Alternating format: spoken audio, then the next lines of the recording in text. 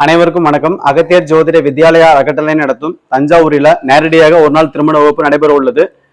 நடைபெறும் நாள் பார்த்தீங்கன்னா 15/2/2026 ஞாயிற்றுக்கிழமை அன்று காலை 9 மணி முதல் மாலை 5 மணி வரை நடைபெற உள்ளது.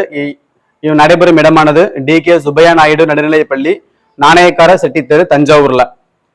இவ்வகுப்பில ஜோதிடம் சம்பந்தமான திருமண யோகம் முதல் குழந்தை பேர் வரை முழுமையான நேரடி பயிற்சி வழங்க உள்ளது. அதைத் தொடர்ந்து போனஸ் வகுப்பாக கர்ணத்தின் மூலம் திருமணமும் சரி குழந்தை பேர் வகுப்பும் எடுக்கப்படும். இந்த வகுப்பிற்கு ஜோதிடம் தெரிந்தவர்களும் தெரியாதவர்களும் ஜோதிடம் ஆர்வலர்களும் ஜோதிடம் படிப்பவர்களும் கலந்து கொண்டு கற்றுக்கொள்ளலாம். இவ்வகுப்பை எடுக்கும் ஆசிரியராக கோயம்புத்தூரை சேர்ந்த திருமண பொருத்த திறவுகோள் திரு N துரைசாமி ஐயா எடுக்க உள்ளார்.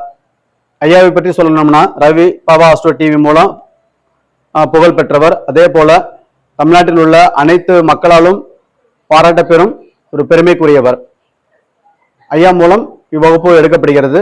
கர்ண வகுப்பாக திருதி டி ரவிஷ் ஜெயக்குமார் ஐயா அவர்கள், கர்ணநாயகன் என்று பட்டம் பெற்ற ரவிஷ் ஜெயக்குமார் ஐயா அவர்களும் இவ்வகுப்பை எடுக்க உள்ளார். இவ்வகுப்பிற்கு கலந்து கொள்ளும் அனைவருமே குரு காணிக்கையாக 1900 ரூபாய் மட்டுமே நிர்ணயிக்கப்பட்டுள்ளது. கட்டணமானது வகுப்பில் கலந்து கொள்ளும் போது குரு காணிக்கை செலுத்தினால் மட்டும் போதும். வகுப்பில் கலந்து கொள்ளும் அனைவருக்கும் இருவேளை தேநீர், மதிய உணவு வழங்கப்படும். அதைத் தொடர்ந்து திருமண கையேடு, போனஸாக கர்ண வகுப்பு கையேடு, video recording, sealed, note, let பேனா அனைவருக்கும் வழங்கப்படும். சீல்டில் அகத்தியர் ஜோதிட வித்யாலயா அறக்கட்டளை லோகோ, வகுப்பாசிரியர் போட்டோ, நிறுவன தலைவர் போட்டோ, வகுப்பில் கலந்து கொள்ளும் மாணவருடைய போட்டோ அடங்கிய சீல்டு கொடுத்து கௌரவிக்கப்படும். இருவேளை தேநீர், மதிய உணவு வழங்கப்படும். அனைவரும் கலந்து கொண்டு பயன்பெறுமாறு அன்புடன் வருக வருக என அன்புடன் அழைக்கின்றோம்.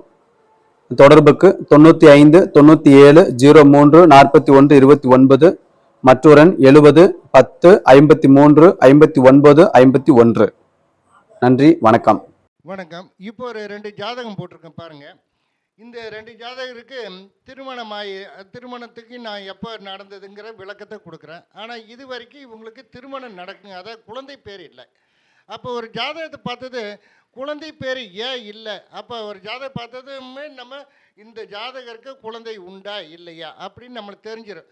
நம்ம எந்த வரனை சேர்த்து வச்சாலும் அப்போ அந்த குழந்தை பேர் கிடைக்குமா கிடைக்காதான்னு ஒரு ஜாதகத்துக்கே தெரிஞ்சு போகுது. நீ எந்த மாதிரியான மாப்பிள்ளை சேர்த்து வச்சாலுமே அந்த பெண்ணுக்கு குழந்தை பேர் கிடைக்காது அப்படின்னு நம்ம சொல்லிடலாமில்ல. அப்போ அதுக்கு தான் ஜோதிடர் பரிகார செம்மல்கள் நிறைய பேர் இருக்காங்க.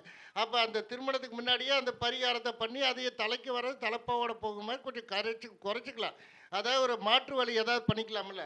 இந்த ஆணின் ஜாதகத்திலே அதே போல தான் ஒரே ஜாதகத்தை நம்ம உனக்கு எத்தனை மனைவி வந்தாலும் குழந்தை பேர் உனக்கு வாய்ப்பு இல்லை அப்படின்னு நம்ம சொல்லாமல. அதை விட்டு போட்டு வீரியம் கெட்டு போச்சு, அது கெட்டு போச்சு, இது கெட்டு போச்சுன்னு விளக்கம் சொல்கிறதுக்கு, அதாவது எளிமையாக நம்ம பார்த்ததுமே குழந்தை பேர் இருக்குதா இல்லையா, உனக்கு எத்தனை மனைவி வந்தாலும் குழந்தை பேர் இருக்காது அப்படின்னு சொல்லி அதுக்கு வேணால் வேறு ஏதாவது மாற்று மருந்தால் நம்ம பரிகாரம் மூலிமா ஏதாவது கொஞ்சம் கம்மி பண்ணிக்கலாம் அப்படின்னு நம்ம விளக்கத்தை கொடுக்கலாமா தவிர அதை வேறு இந்த ஜாதகத்தை சேர்த்து வச்சா குழந்தை பேர் இருக்கு, அதாவது ஏதாவது ஒரு ஜாதகத்தை சேர்த்து வச்சு இந்த பெண் வந்ததுனால தான் குழந்தை பேர் இல்லை அப்படின்னு பெண் மேலே பழி போடுறது, இது ஆண் மேலே பழி போடுறது, இப்படியெல்லாம் இருக்கக்கூடாது. ஒரு ஜாதகத்தை பார்த்தாவே நம்ம என்ன சொல்கிறோம், கூட பிறந்தவங்க எத்தனை பேர், அவங்களுக்கு சொந்த வீடு இருக்கு, படிச்சிருப்பாங்க அப்படின்னு எல்லா விவரத்தை சொல்கிறோம்.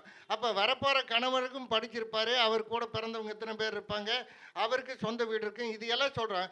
அப்போ நம்ம அதே போல் அம்மா கூட பிறந்தது எத்தனை, அப்பா கூட பிறந்தது எத்தனை, இதையெல்லாம் சொல்லும்போது நம்மளுக்கு எத்தனை குழந்தை அப்படின்னு நம்ம இந்த ஜாதகத்தை பார்த்து நம்ம சொல்லாமில்ல. அப்போ ஒரு ஜாதக தலையெழுத்து அங்கே எழுதிடுறேன், அதை விட்டு போட்டு நம்ம அதை வந்த வரன் சரியில்லை அப்படின்னு வரன் மேலே குறை பேசிகிட்டு இருக்கிறதா, இப்படித்தான் அமையும் அப்படின்னு அர்த்தம். உதாரணத்துக்கு லக்னத்துக்கோ இல்லை லக்னாதிபதிக்கோ சூரியன் கேது சனி சம்மந்தப்பட்டால் அவங்க தலை சொட்டையாக இருக்கும். ஒரு பெண்ணின் ஜாதகத்தில் 7ஆம் இடத்துல, அதாவது 7ஆம் இடத்த அதாவது சனி கேது சூரியன் இந்த 3 கிரகத்தில் 2 கிரகம் பார்த்தா கூட வரப்போகிற மாப்பிள்ளை தனி சொட்டையாத்தாம அமையும் அப்படின்னு நம்ம சொல்லாமில்ல. நீ எத்தனை மாப்பிள்ளை பார்த்தாலும் அந்த மாதிரி மாப்பிள்ளை தான் அமையும் அப்படின்னு சொல்லிட்டு போகலாமில்ல. இதுக்கு தான், அதாவது எதுக்காக நம்ம சொல்ல வரேன்னா, நம்மளும் பலருக்கு வழிகாட்டி அவங்களுக்கு ஒரு திருமணத்தையும் ஒரு குழந்தை பேரையும் உருவாக வழிகாட்டக்கூடிய ஒரு நிலையில் நம்ம இருக்கிறோம். அதுக்காக தான் நான் இந்த விளக்கத்தெல்லாம் உங்களுக்கு சொல்கிறேன். நம்மக்கிட்ட எளிமையாக நிறைய பேர் படிக்கிறாங்க பாருங்கள். அடுத்த கருத்தரங்க அதை வகுப்பு கூட நம்ம தஞ்சாவூரில் வகுப்பு போட்டிருக்கிறோம். அதில் வகுப்பில் வந்து கலந்துக்குங்க.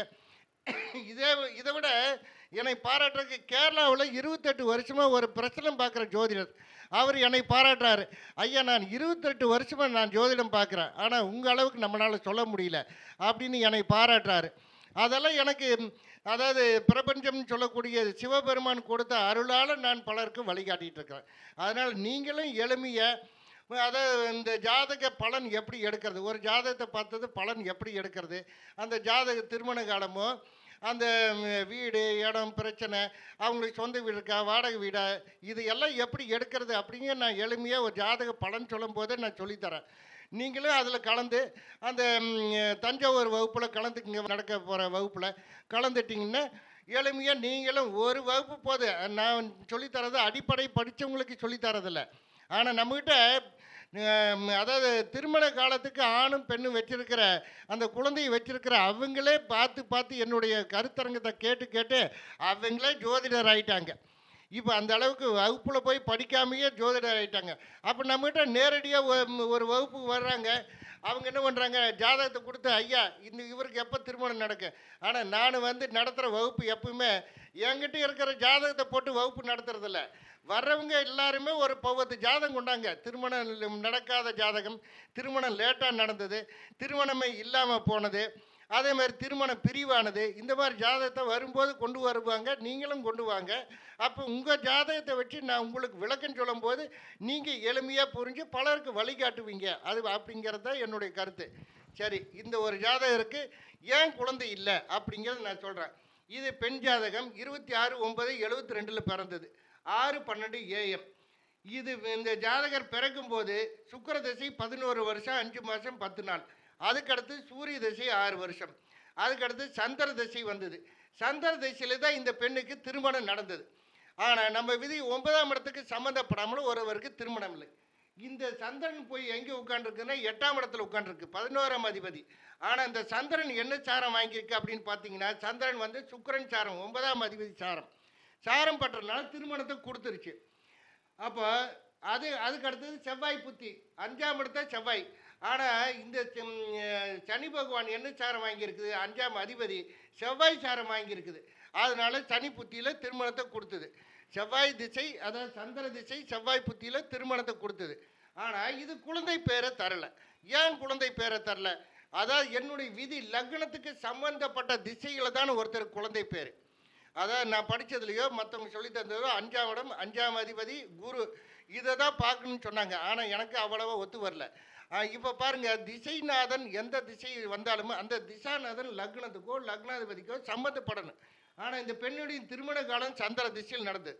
அந்த சந்திரன் லக்னத்தை பார்க்கவே இல்லை, அந்த லக்னாதிபதியும் சந்திரனை பார்க்கவே இல்லை. அப்போ சந்திர திசையில் திருமணம், அந்த குழந்தை பேர் இல்லை. அதுக்கடுத்து செவ்வாய் திசை வந்தது. அப்போ செவ்வாய் லக்னத்திலேயே இருக்கிறது, குழந்தை கொடுத்துருக்கணும் இல்லை. நம்ம என்ன சொல்லியிருக்கிறோம், அதுக்கு வீடு கொடுத்தவன் சாரம் கொடுத்தவனை பார்க்கணும்னு சொல்லியிருக்கிறேன். அந்த செவ்வாய் என்ன சாரம் வாங்கியிருக்கு, சூரியன் சாரம், 12 குடையவன் சாரம். 10ஆவதுக்கு செவ்வாய் 8 குடையவன், அதாவது 3க்கும் 8 குடையவன். அதனால செவ்வாய் திசையிலும் குழந்தை பேரை தரல. அதுக்கடுத்தது ராகு திசை வரும். ராகு திசையிலையாவது குழந்தை கொடுக்குமா அப்படின்னு பார்த்தா அந்த ராகுவும் 12 கூடிய சூரியன் சாரம், அந்த ராகுவும் சேர்த்துனா 52 வயசு ஆகி போகுது. அப்போ இந்த ஜாதகரை பார்த்ததுமே உனக்கு எந்த மாதிரி பண்ணாலும் குழந்தை பேரு கொஞ்சம் சிரமம் அப்படின்னு சொல்லாமல்ல, அதுக்கு ஏதாவது ஒரு வழி இருக்குதா அப்படின்னு அப்புறமா நம்ம கேட்பாங்க. அதுக்கான மாற்று கருத்தை நம்ம பரிகாரமாக ஏதாவது செஞ்சால் நடக்குமா அப்படிங்கிறத பரிகார வகுப்பில் சொல்லித்தரேன். இருந்தாலும் நம்ம வகுப்பில் பாடம் நடக்கும்போது வகுப்பில் நான் சொல்லித்தரேன்.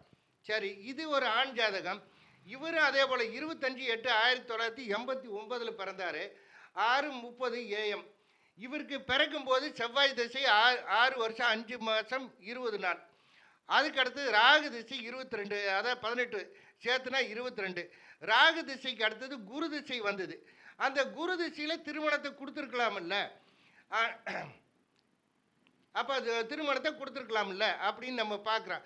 அப்போ இந்த லக்னத்துக்கு 9ஆம் அதிபதி யார், செவ்வாய். இந்த குரு என்ன சாரம் வாங்கியிருக்கு, செவ்வாய் சாரம் வாங்கியிருக்கு.